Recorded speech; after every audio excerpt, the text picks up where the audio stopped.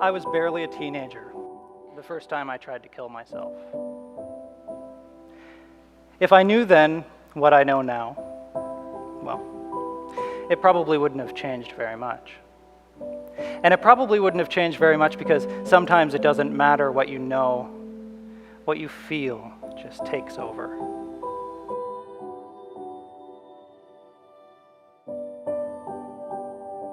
Imagine you stayed there, stuck there, in that narrow, dark place. Well, that's what it can be like to live with a mental illness. At least that's what it was like for me at the depth of my own mental illness as a teenager. My perception had become constricted and darkened and collapsed. The only thing that I could think was, you're not good enough. You're not smart enough. You're not enough. And it didn't matter if I was, because these were the constricted limits of my perception.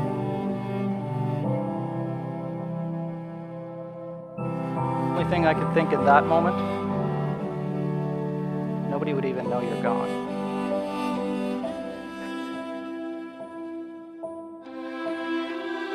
In fact, most days I probably seem like just any other normal kid, if not a little quiet.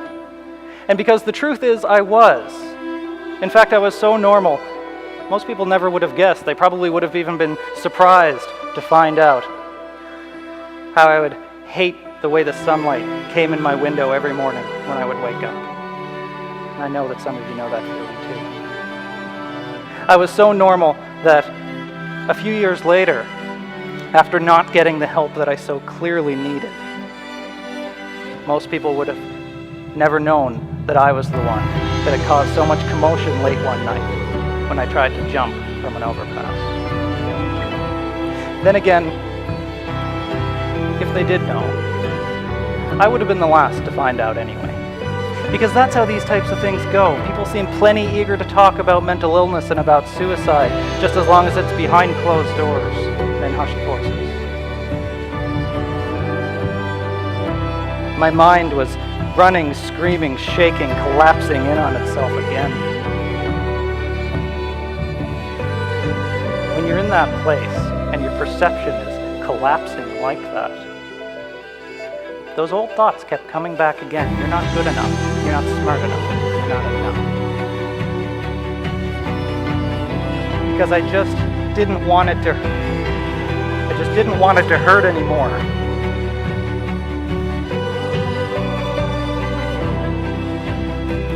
When our First Nations, Inuit, and Métis communities are being ravaged by a suicide rate 5 to 6 times higher than the national average, that's not acceptable. When almost a quarter of 15 to 25-year-olds, who die at all, die by suicide, that is not acceptable.